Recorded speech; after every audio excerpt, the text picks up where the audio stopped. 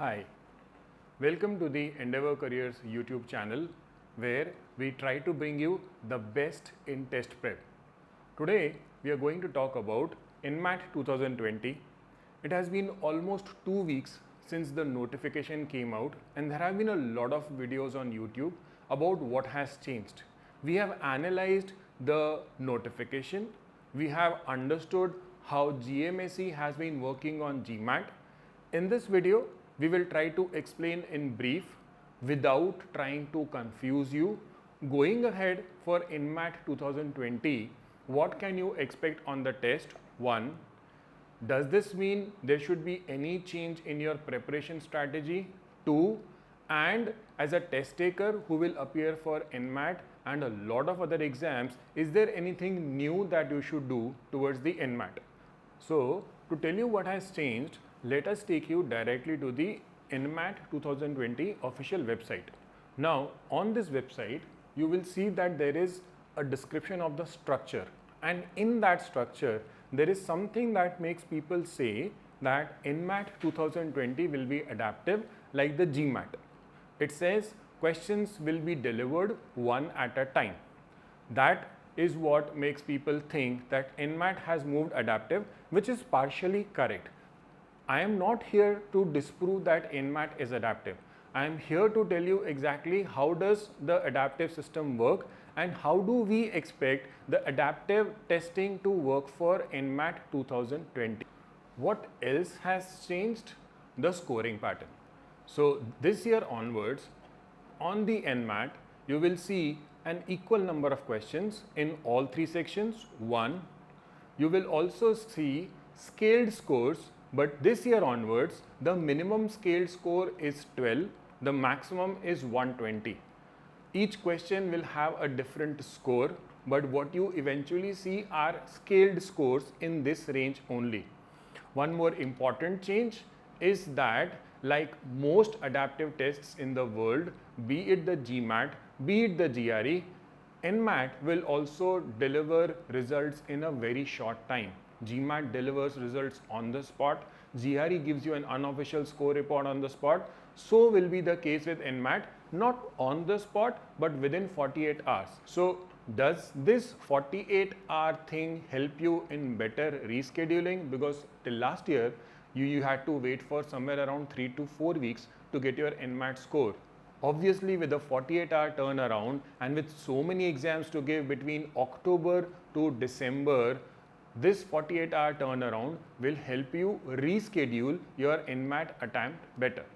Now, as I said a few minutes back, what does this not mean, or what should you not worry about the adaptive format? Now, this does not mean that the first few questions are very important. This is one major misconception that has existed for the GMAT since many years. I will show you a sample of how people interpret the adaptive format incorrectly. Now, I've taken this picture from Google. There was no copyright, so whoever created this, thank you for this picture, but this picture shows you exactly what is wrong with the common perception about adaptive testing. When you look at this picture, you realize that as you answer questions, your difficulty level keeps on changing, but when you look at it from a test taker perspective or from a third person perspective, you know that this is weird, this is wrong. This is not how it should happen, because this is similar to if a person is really good in his first grade. If a person gets first rank in his first grade, do you directly promote that person to the 6th grade? No, you don't. That is what is happening here. Let's say you are appearing for the NMAT. Now, this is an explanation given for GMAT and a lot of other adaptive tests. I'll give an example. So, when you appear for NMAT, the quantitative reasoning section, you have studied somewhere between 25 to 30 different chapters. If I give you a moderate difficulty level question in algebra, and let me also tell you, as far as GMSE is concerned, as far as your GMAT is concerned, as far as the American system is concerned, majorly the math that happens on aptitude tests, that math is divided into 4 parts. There is algebra, there is arithmetic, there is geometry, and there are word problems. So let's say I give you a moderate difficulty level question on algebra. if you answer it correctly and then I give you a very difficult question in geometry, that just does not make sense. People say that the software will keep throwing random questions and it will arrive at a probabilistic indication of your level. I say if that were the case, people who give the GMAT different times should end up with significantly different scores, but that's not what happens. So in short, this interpretation of the adaptive format is incorrect. It's not just I who says that, even the GMAC in its official guide has come out with the same explanation, that it is not that the first few questions are very important, nor is it the case that if you perform well on the first few questions, you will only see higher difficulty level questions. So based on our experience with the GMAT over many years, and specifically after GMAT changed its format 2 years back, they started giving enhanced score reports. So we've combined everything, all that we've understood about the GMAT algorithm in the last few years and how does the enhanced score report work. We expect, let me be very clear, I'm not saying this is how NMAT will be. I am saying based on how the adaptive system works, this is very likely how the NMAT will be, very likely. You have 36 questions in each section. So we expect that your section will be divided into 4 parts. Each part will have 9 questions. The first set of questions, those 9 questions, will try to cover as much variety as possible, but the difficulty level of all questions is expected to remain the same, which will be moderate. Now for testing purposes, we have typically divided difficulty levels into 5 levels. You have the easiest level, level 1, which is therefore also called easy level. You have an intermediate level called level 2, which becomes easy to moderate questions. Then we have a level 3, which is moderate questions. Then we have a level 4, which will be moderate to difficult questions. And then we have a level 5, which should be difficult questions. As everyone says, your score should be higher if you have answered more difficult questions. I will explain that also later in the slide. But as of now, you can expect to see moderate difficulty questions in the first set of 9 questions. If you perform well on this section, then yes, you deserve to go to a higher level of difficulty for the next 9 questions. If your performance is average, then the software does not have enough evidence to decide whether you deserve to go to a higher difficulty level or a lower difficulty level. And in that case, the software will give you some more questions of the same difficulty level before it can definitively decide whether you deserve a higher difficulty level or a lower difficulty level. But if you perform badly on this section, then yes, the software is convinced that you deserve questions of an easier level. And that does not mean your score has gone down. Maybe in the next 9 questions, and another 9 and another 9, if you perform well, your score is likely to come upwards again. This also means the questions that a lot of test takers dread, the highest difficulty level questions, you can expect to see them, the level 5 questions, you can expect to see them only in the 3rd quarter. I don't expect a lot of highest difficulty level questions in the 2nd quarter, the second set of 9 questions. So you keep moving. Obviously, by the time you reach the highest level of difficulty, only and only if you deserve a perfect 360 on the NMAT will you be able to answer all of them correctly. And this is not just about answering. Remember, an adaptive test will specifically look at the time taken to answer the question. The time taken is not the most important criterion, but it is an important criterion. Because if you take a lot of time to answer difficult questions, it means the software knows that you might be okay with that level of difficulty. You are not good. You are taking a lot of time, which means you do not deserve a lot of these questions. Otherwise, you will run out of time. And that's not what NMAT or GMAC wants. And then In the last 9 questions, what should you expect? You should expect what is called the hallmark of a truly adaptive test. In all adaptive tests in the world, by the time you reach the end of the test, you get a feeling how well you have performed. If you have performed well, the last few questions are very close to your comfort level. If you have performed badly, you would be rushing through those questions. These are self-explanatory. They tell you whether your test was good or bad. I had said earlier, we are not going to confuse you with the technical complexity of the adaptive format. So if you're a test taker who has already started thinking, okay, so I am going to start with a moderate difficulty level. If I get 7 correct on this section, I'll get a higher difficulty level. If I get 5 correct, I'll get a moderate difficulty level. If I get 3 correct, I'll get an easier difficulty level. And then I have more complications, and then I have even more complications. And then it goes on and on and on. Do you see those arrows crossing each other? That's how your thoughts start crossing each other.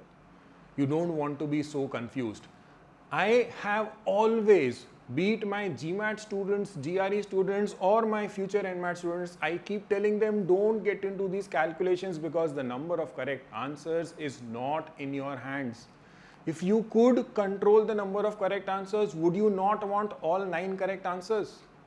You answer the questions to the best of your ability. Don't worry about how many correct you have. You answer the question, the best answer that comes to your mind, and you move to the next question. That is what is most important. So stop worrying about how the algorithm works. As an NMAT 2020 taker, what should you do? I'll pull it out one at a time, but the summary of all recommendations is be a manager. That's what we tell all our GMAT students.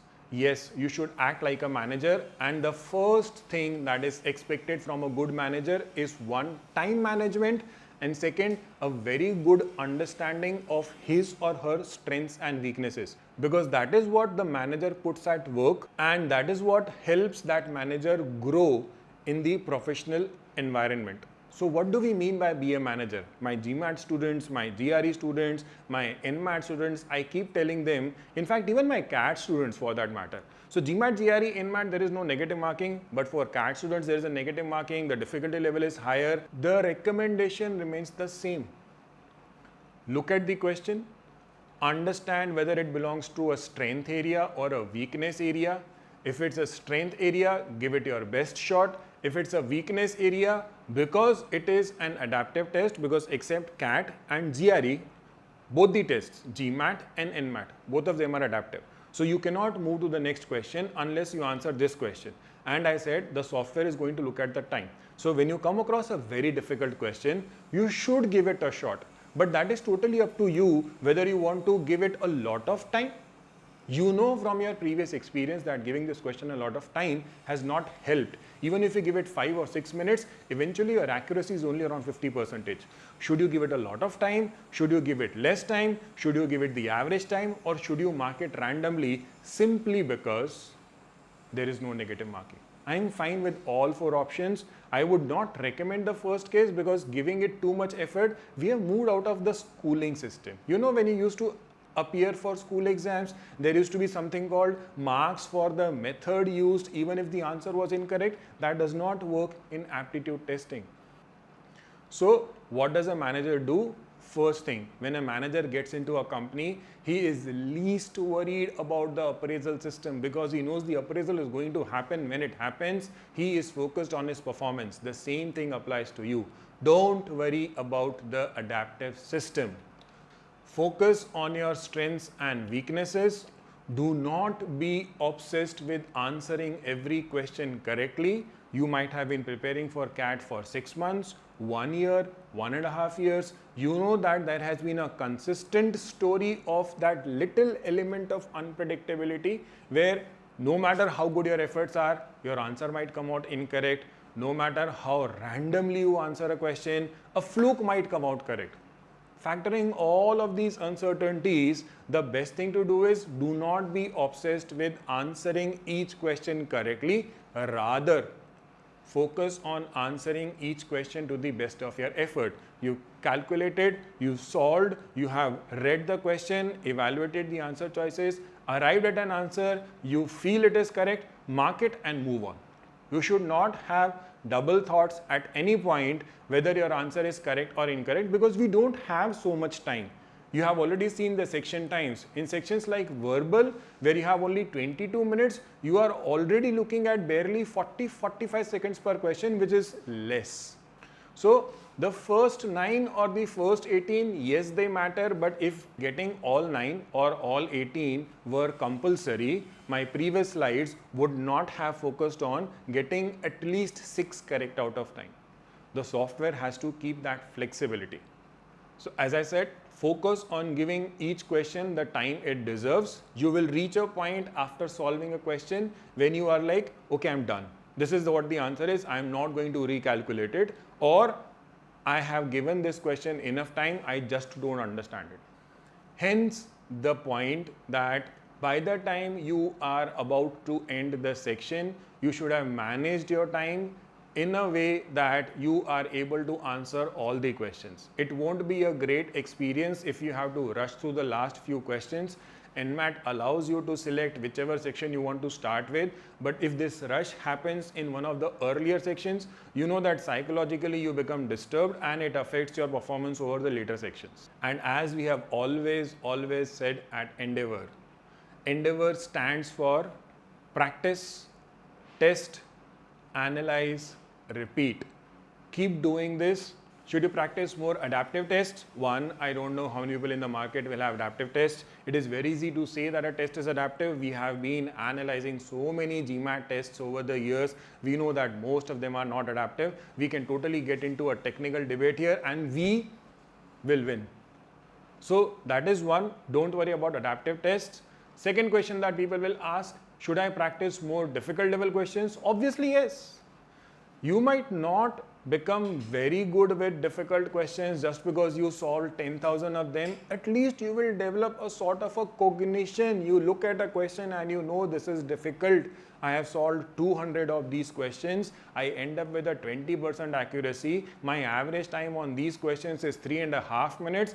I am looking at an NMAT where 3.5 minutes for a single question will eventually become a luxury. Should I give you a cutoff here? You are appearing for the NMAT or you are taking a practice test which apparently is adaptive, is pseudo-adaptive, is non-adaptive, but you must answer all the questions within the limited time frame. How should you allocate your time? Our recommendation is always look at the time, look at the number of questions, divide this time by the number of questions. It will give you average time per question in number of seconds.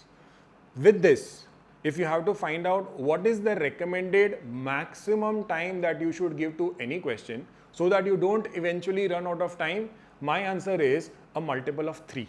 So if you figure out that your average time per question is 1 minute, then the maximum time that you should give to any question on that particular section would be 3 minutes. Anything beyond that means you are increasing the chances of getting into trouble towards the end of the section. One more question that I have already started getting from my students is, should I schedule my NMAT attempt early or late? And my answer is, it makes no difference. You are going to get your score in 48 hours. Listening to people's experience of the test is not going to change the way you give the test, because for everyone who gives the test, the experience is going to be the same. They see questions. They give you a perspective. They give you their perspective. Someone comes out of the NMAT and tells you, oh my God, the test was so tough.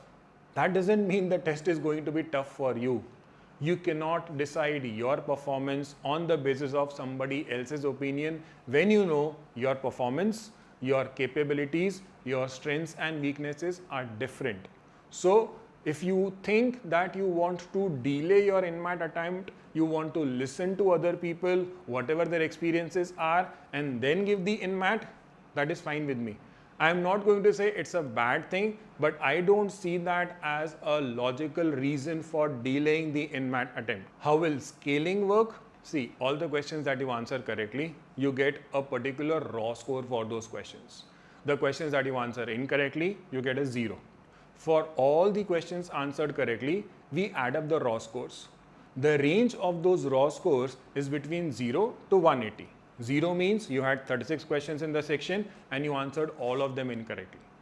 180 means hypothetically all of your questions were 5 markers at the raw score level and you answered all of them correctly. That puts you at 180. Both the cases are extreme. Most cases won't fall in that. So when a person gets a raw score of 100, which is nothing but an addition of all the questions that he or she answered correctly, that raw score of 100 will be matched with a particular scaled score. So if NMAT knows, if GMAC knows that in the last few years, people who had a raw score of 100 would qualify at a scaled score of 81, then if you have a raw score of 100, you get an 81 out of 120, and mathematically arriving at a raw score of 100 has way too many combinations. Number of difficult questions answered correctly, number of easy questions answered correctly. However it works, when you reach a raw score of 100, by all calculations, you deserve that particular scaled score. You might arrive at 100 with fewer number of correct answers, but most of them difficult questions. Somebody else might arrive at 100 with a lot of correct answers, but most of them lower difficulty level. Both the cases, if you are at 100, you deserve to be at that scaled score of what I said hypothetically earlier, that scaled score of 81. For any more questions, please feel very free to post in the comments below or reach out to us.